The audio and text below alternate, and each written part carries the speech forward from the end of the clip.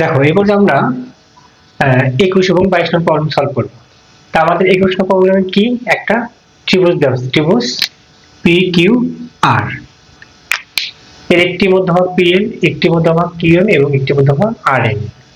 এই মধ্যমাগুলো পরস্পরকে জি বিন্দুতে ছেদ করছে। এখানে বলা আছে চিত্রে ত্রিভুজ পি কিউ আর ত্রিভুজের চিত্রে পি কিউ আর ত্রিভুজের ভর কেন্দ্র জি হলে আমাদের তিনটা শর্ত দিচ্ছে, কোন কোন শর্ত সঠিক আমাদের এটা বের করতে হবে।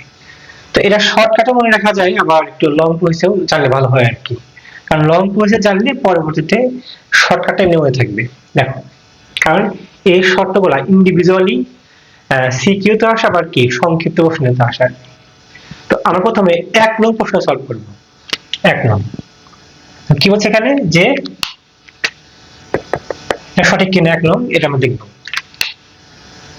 আমরা জানি ত্রিভুজের ভর কেন্দ্র ত্রিভুজের প্রত্যেকটা মধ্যমাকে 2:1 অনুপাতে কি করে, অন্তর্বিভক্ত করে। যেহেতু আমাদের পিএল পিজি নিয়ে কাজ করতে হবে, তাই আমরা এই মধ্যমা নিয়ে কাজ করব। তাহলে এই ভর কেন্দ্র এই মধ্যমাকে 2:1 অনুপাতে কি করবে, অন্তর্বিভক্ত করবে। তাহলে আমরা কি লিখতে পারি, পিজি ইসটু জি এল ইকুয়াল 2:1। আমরা লিখতে পারি পিজি ডিভাইডেড জিএল ইকুয়াল 2/1। আমরা এখন একটু উল্টে দেব, জিএল কে উপরে লিখবো, পিজি কে নিচে লিখবো। তাহলে এই পাশে উল্টে দিতে হবে 1/2। এটা কেন করলাম, দেখো আমাদের প্রমাণে পিজিটা আছে পরে। এইবার আমি শুধু যোজন করব। যোজন মানে কি, লব যোগ হর, GL plus PG divided PG equal 1 + 2/2। দেখো এবার পিজি প্লাস জিএল, এই যে পিজি প্লাস জিএল সমান কি লেখা যায় একবারে, পিএল ডিভাইডেড পিজি ইকুয়াল 3/2। অতএব PL is to PG equal 3:2। তার মানে আমাদের 1 নং শর্তটা কি সঠিক। ওকে, এবার আমরা দেখবো 2 নং শর্তটা ঠিক আছে কিনা। দেখো, তো 2 নং শর্তে কি বলা আছে, পিএল, এই যে পিএল কিউএম, কিউএম এবং আরএন, অর্থাৎ ত্রিভুজের তিনটি মধ্যমার যোগফল 0 কিনা। ওকে, ভেক্টর সাজা আমাদের এটা দেখতে হবে। এখন আমাদের একটা কাজ করি প্রথমে, যে আমরা নিলাম ত্রিভুজ পিকিউএল। ত্রিভুজ পিকিউএল এ আমরা ভেক্টর যোগের ত্রিভুজ মধ্যে কি করব, প্রয়োগ করব। কোন ত্রিভুজে, ত্রিভুজ পিকিউএল। তাহলে কি লেখা যাবে, আমরা সহজে মনে রাখবো, পি থেকে কিউ, কিউ থেকে এল এ যাওয়া যে কথা, পি থেকে এল এ আসা একই কথা। তাহলে কি লেখা যায় দেখো তো, পিএল ভেক্টর সমান পি কিউ যোগ কিউএল ভেক্টর। 1 নং সমীকরণ দিয়ে রাখলাম। এরপর আমরা নিতে পারি ত্রিভুজ পি কিউ এম। ত্রিভুজ খেয়াল করো, পি কিউ এম, ত্রিভুজ পি কিউ এম এ। ওকে, কি লেখা যাবে দেখো একটু, পি থেকে কিউ, কিউ থেকে এম এ যাওয়ার যে কথা, পি থেকে এম এ আসা এই কথা। তাহলে কি লিখতে পারি, পি কিউ যোগ কিউ এম ইকুয়াল পিএম। ওকে, এখন আমাদের কিউএম প্রয়োজন, কিউএম বাম পাশে রেখে দেবো। তাহলে কি হবে, পিএম মাইনাস পি কিউ, দিলাম 2 নম্বর সমীকরণ। এরপর আমরা নেব ত্রিভুজ পি আর এন। ত্রিভুজ পি আর এন, এখানে তো আমরা ভেক্টর যোগের ত্রিভুজ বিধি প্রয়োগ করলে কি লেখা যাবে দেখো একটু, পি থেকে আর, আর থেকে এন, পি থেকে এন, পি আর যোগ R N equal P N. তাহলে কি দরকার, আর এন। এই ডিরেকশনগুলো দেওয়া থাকবে, আমার একটু আগে লিখছিলাম আমি, মানে আমার মিসিং ছিল, এই ডিরেকশনগুলো কিন্তু প্রশ্নে দেওয়া থাকবে। তাহলে R N equal PN minus PR, এটা আমাদের 3 নং সমীকরণ। এখন আমরা যদি 1 যোগ 2 যোগ 3 লিখি তাহলে কি লেখা যাবে? পিএন যোগ কিউএম যোগ R N vector equal PQ যোগ QN plus PM minus PQ plus PN minus PR. Okay, দেখো আমরা এখানে প্লাস পিকিউ মাইনাস পিকিউ কাটতে পারবো। এবার একটু খেয়াল করে দেখো এখানে কি আছে, কিউএল, এই যে কিউএল এইটুক কার অর্ধেক? Half QR. কারণ মধ্যমা মানে কি? একটা শীর্ষ থেকে তার বিপরীত বাহুর মধ্যবিন্দুর সংযোগ রেখাকে বলা হয় মধ্যমা। তাহলে অবশ্যই এল কিন্তু কিউআর এর মধ্যবিন্দু, তাহলে অবশ্যই এটুক হবে কি সম্পূর্ণটুকুর অর্ধেক। একইভাবে খেয়াল করে দেখো এইটা এখানে আছে পিএন, পিএম, এই পিএমটা কার অর্ধেক? পিএম হচ্ছে পিআর এর অর্ধেক, যেহেতু কিউএম মধ্যমা, হাফ ইন্টু পিআর। ওকে, এইবার প্লাস দেখো তো পিএনটা কার অর্ধেক? পিএন কিন্তু পিকিউর অর্ধেক, হাফ পিকিউ, যেহেতু আর এর মধ্যমা। এবার একটু খেয়াল করো আগে থেকে আমাদের কি আছে, মাইনাস পিআর ভেক্টর। ওকে, এবার এখানে কিন্তু হাফ যদি কমন নিই দেখো তাহলে কি থাকবে, কিউআর যোগ পিকিউ, অর্থাৎ আমি এই দুইটা থেকে কি কমন নিলাম, হাফ। এবার দেখো এখানে কিন্তু কিছু না মানে কিন্তু ওয়ান আছে, মাইনাস একটা পেয়ার থেকে প্লাস হাফ পেয়ার বাদ থাকবে, মাইনাস হাফ পেয়ার। ওকে, এবার খেয়াল করো হাফ পি কিউ যোগ কিউ আর সমান কি লেখা যায়, দেখো পি থেকে কিউ, কিউ থেকে আর এ যাওয়া যায় কথা। আবার খেয়াল করো পি কিউ যোগ কিউ আর সমান কি লেখা যায়, পি কিউ যোগ কিউ আর, পি থেকে কিউ, কিউ থেকে আর এ যাওয়া যায় কথা, পি থেকে আর এ আসা একই কথা। তাহলে কি লেখা যায় এখানে, পি আর, অর্থাৎ পি আর সমান পি কিউ যোগ Q R minus half P R, কি হবে 0। তার মানে কি আমাদের দুই নংটা সঠিক। এখানে তোমার বলতে পারো স্যার এমসিকিউ এত লং করে শিখাচ্ছেন, তুমি এটা এমনি মনে রাখবা যে ত্রিভুজের মধ্যমগুলোর যোগফল ভেক্টর সাহায্যে প্রকাশ করে কি হয়, মানে 0 হয়। এটা ঠিক আছে, আমরা এখন শিখতে পারলাম। বাট এই প্রশ্নটা কিন্তু আমাদের সিকিউতে আসে, আবার কি শর্ট কোশ্চেনও আসে। ঠিক আছে, এটা আমরা বেসিকটা একটু শিখে নিলাম যাতে আমাদের পরবর্তীতে সমস্যা না হয়। বাট তুমি এভাবে মনে রাখবে এমসিকিউ এর ক্ষেত্রে ত্রিভুজের মধ্যমগুলোর যোগফল কি হয়, 0 হয়। ওকে, আমাদের এটা সঠিক।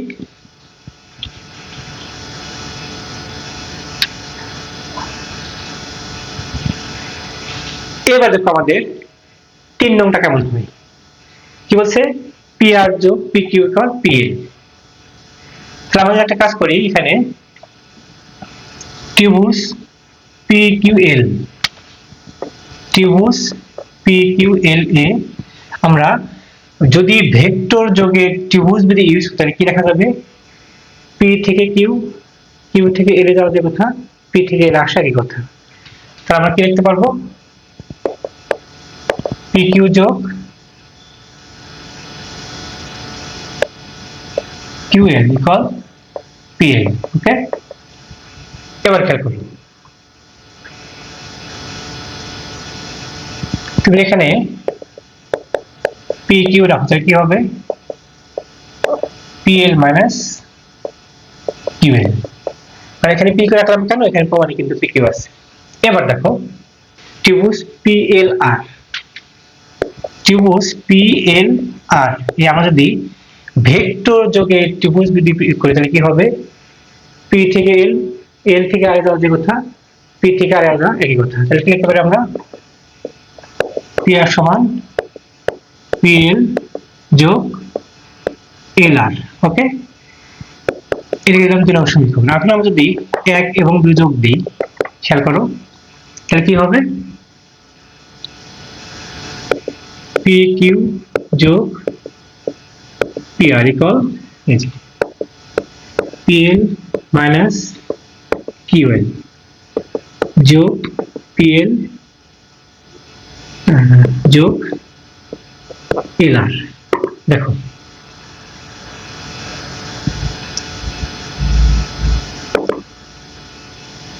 PL যোগ PL মানে কি, 2PL। ওকে, প্লাস এই QL টা, এই QL কার অর্ধেক,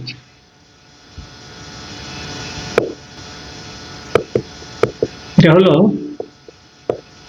QR এর অর্ধেক। যেহেতু PL মধ্যমা তাহলে অবশ্যই L হবে QR এর মধ্যবিন্দু। তাহলে আমাদের এই QL টা কিন্তু কার অর্ধেক, QR এর অর্ধেক। প্লাস একইভাবে দেখো এইটুক কার অর্ধেক, QR এর অর্ধেক। তাহলে কি লিখবো আমরা, হাফ QR।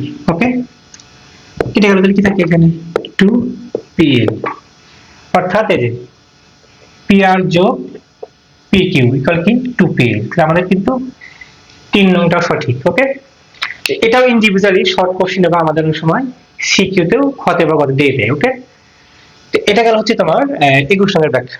এবার খেয়াল করো আমাদের 22 নংয়ের ব্যাখ্যা প্রয়োজন হবে, কারণ আমাদের 21 নং যদি আমরা বুঝে থাকি আমাদের 22 নংটা ইজি হবে। দেখো এখানে কি দেওয়া আছে, পি কিউ আর, এখানে কি দেওয়া আছে এ বি সি, জাস্ট আমাদের প্রতীকগুলো চেঞ্জ হয়ে গেছে। এখানে মধ্যবিন্দু দেওয়া আছে এল, এখানে কি ডি, এখানে এম, এখানে ই, এখানে এন, এখানে কি এফ। তো কি বলছে কোনটি সঠিক, দেখো অবশ্যই এটা সঠিক হবে। কেন সঠিক হবে খেয়াল করো, কেন কেন সঠিক হবে, এই মুহূর্তে তুমি কি প্রমাণ করো দেখো একটু, পি কিউ, এই যে P Q, P R, P R, এটা হবে কি এই মধ্যমা PL এর কি দ্বিগুণ। তাহলে একইভাবে দেখো তো এখানে কি আছে PQ, PQ এখানে কি আছে AB যোগ এখানে কি আছে PR, এখানে কি আছে AC ইকুয়াল ওখানে কি ছিল 2PL, এখানে কি আছে AD, 2AD। তাহলে আমাদের ফর্মুলা সঠিক হবে, এর ব্যাখ্যা কিন্তু আমি এখানে দিয়ে দিচ্ছি। ওকে, এর আগে যে দুটো ছিল করছি আমরা, সেটার নাম্বার হবে হলো তোমার 23-24। আমার ভুলে 21-22 লিখছি, কারণ আমাদের লেকচার 2 তে আমরা 22 নং প্রশ্ন পর্যন্ত আমরা যেগুলো সলভ করছি আর কি। খেয়াল করো আমাদের 25 নং প্রবলেমে একটা চিঠি দেওয়া আছে, এটা এই প্রশ্নটা যশোর বোর্ড সমস্যা আসছে আর কুমিল্লা বোর্ড কি 20 সালে আসছে, যেখানে বলা আছে জি হচ্ছে ত্রিভুজ এবিসি এর ভর কেন্দ্র। তার মানে অবশ্যই এডি ত্রিভুজের একটা মধ্যমা, বিইও এই ত্রিভুজের একটা মধ্যমা, সিএফও ত্রিভুজের একটা মধ্যমা। কারণ মধ্যমাগুলা পরস্পরকে যে বিন্দুতে ছেদ করে তাকে বলা হয় ভর কেন্দ্র। তো আমাদের 1 নং শর্তে কি বলা আছে দেখো, যে আমাদের দেখতে হবে চেক করে বা পর্যবেক্ষণ করে যে এডি ইস টু জিডি ইকুয়াল 1:2 হয় কিনা। আমরা জানি ত্রিভুজের মধ্যমা, ত্রিভুজের ভর কেন্দ্র ত্রিভুজের মধ্যমাগুলোকে 2:1 অনুপাতে কি করে অন্তর্বিভক্ত করে। তাহলে অবশ্যই এই যে বিন্দু এই যে মধ্যমাকেও 2:1 অনুপাতে অন্তর্বিভক্ত করতে। তাহলে কি লেখা যাবে, AG is to GD equal 2:1। তো এখানে AG is to GD সমান কি হবে 2:1 হবে। এখানে দেওয়া আছে 1:2, তাহলে এক নম্বরটা হবে না। এবার 2 নম্বর কি বলছে, AB যোগ AC, AB ভেক্টর যোগ AC vector equal 2AD vector. তো আমরা এর আগের প্রমাণটা যদি প্রমাণ করছি, আমরা আবার প্রমাণটা করে দিচ্ছি। দেখো আমাদের ত্রিভুজ ABD, ত্রিভুজ ABDA ভেক্টর যোগে ত্রিভুজ যদি প্রয়োগ করতে কি লেখা যাবে, দেখো A থেকে B, B থেকে D তে যাওয়া যে কথা, A থেকে D তে আসা একই কথা। তাহলে কি লিখতে পারি আমরা, AB যোগ BD ইকুয়াল এডি। আমাদের বাম পাশে এবি রাখি, তাহলে কি হবে এডি মাইনাস বিডি, দিলাম 1 নং সমীকরণ। ওকে, এবি এখানে রাখলাম কেন, যে এখানে এবি আছে। এরপর আমরা যদি ত্রিভুজ এডিসি এ ভেক্টর যোগের ত্রিভুজ যদি প্রয়োগ করি, তাহলে কি লেখা যাবে, কোন ত্রিভুজে, ত্রিভুজ এডিসি এ। দেখো এ থেকে ডি, ডি থেকে সি তে যাওয়ার যে কথা, এ থেকে সি তে আসা এই কথা, তাহলে কি লেখা যাবে এডি যোগ ডিসি ইকুয়াল এসি। ওকে, এই দিলাম 2 নং সমীকরণ। একটু ঘুরে লিখি আমি, এসি ইকুয়াল এডি যোগ ডিসি। ওকে, দিলাম 2 নং সমীকরণ। আচ্ছা দেখো, এখন আমরা 1 এবং 2 যোগ দিব, তাহলে 1 যোগ 2, কি আছে এখানে এবি যোগ এসি। এবার ডান পাশটা যোগ দেব, AD minus BD plus AD plus DC. Okay, দেখো এখানে এডি যোগ এডি মানে কি 2AD মাইনাস, দেখো তো মধ্যমা মানে কি, কোন শীর্ষ থেকে তার বিপরীত বাহুর মধ্যবিন্দু সংযোগ রেখাকে বলা হয় মধ্যমা। তাহলে ডি কিন্তু বিসি এর কি মধ্যবিন্দু, তাহলে অবশ্যই এই বিডি কার অর্ধেক, বিসির অর্ধেক, তাহলে কি লিখবো হাফ বিসি প্লাস একইভাবে এই ডিসি কার অর্ধেক, বিসির অর্ধেক, হাফ বিসি। এটা এবং এটা কাটা, কি থাকে 2AD, AB যোগ AC ইকুয়াল 2AD। তার মানে কিন্তু আমাদের 2 নং শর্তটা সঠিক। ওকে, দেখো আমাদের 3 নং শর্তটা, আমি এটা কিন্তু আমি আগেই বলতেছি, আমাদের এই যে এই দুটার আগে যে দুটো আমরা এমসিকিউ সলভ করছি সেখানে সুন্দরভাবে বুঝিয়ে দিচ্ছি, আমি আবার একটু বলে দিচ্ছি জিনিসটা। দেখো ত্রিভুজ আমাদের বলছে কি এডি, এডি যোগ বি যোগ সিএফ, এই তিনটা কিন্তু মধ্যমা। ভেক্টরের ক্ষেত্রে মধ্যমাগুলোর যোগফল কি হয় 0 হয়। এটা আমরা এমনিতে শর্টকাটে বলে রাখতে পারি এমসিকিউ এর ক্ষেত্রে, বাট যেহেতু এই প্রশ্নগুলা শর্ট কোশ্চেনে বা সিকিউ এ থাকে, সেক্ষেত্রে আমরা এটা একটু প্রমাণ করে দেখবো আসলে এটা সঠিক কিনা বা কিভাবে প্রমাণ করা যায় আর কি। সঠিক তো অবশ্যই। আমরা যদি ত্রিভুজ এবিডি নিই, ত্রিভুজ এবিডি এ, যাদের এই প্রমাণটা এই মুহূর্তে দেখার প্রয়োজন তারা স্কিপ করে যাবা, কারণ আমি এর আগের দুটো এমসিকিউ এটা দেখা দিচ্ছি, কিন্তু যেহেতু আবার এমসিকিউ আসছে আমাদের একটু আবার একটু দেখলে কি হবে, জিনিসটা বেশি চর্চা হবে। আচ্ছা, ত্রিভুজ এবিডি এ যদি আমরা ভেক্টর যোগে ত্রিভুজ প্রয়োগ করি, দেখো এ থেকে বি, বি থেকে ডি যাওয়ার যে কথা, এ থেকে ডি আসা এই কথা, কি লেখা যাবে এডি ইকুয়াল এবি যোগ বিডি, তাহলে 1 নং সমীকরণ। একইভাবে আমরা ত্রিভুজ এবিই নেই, এবি কেন নেব, কারণ এখানে বি এর মধ্যমা আছে।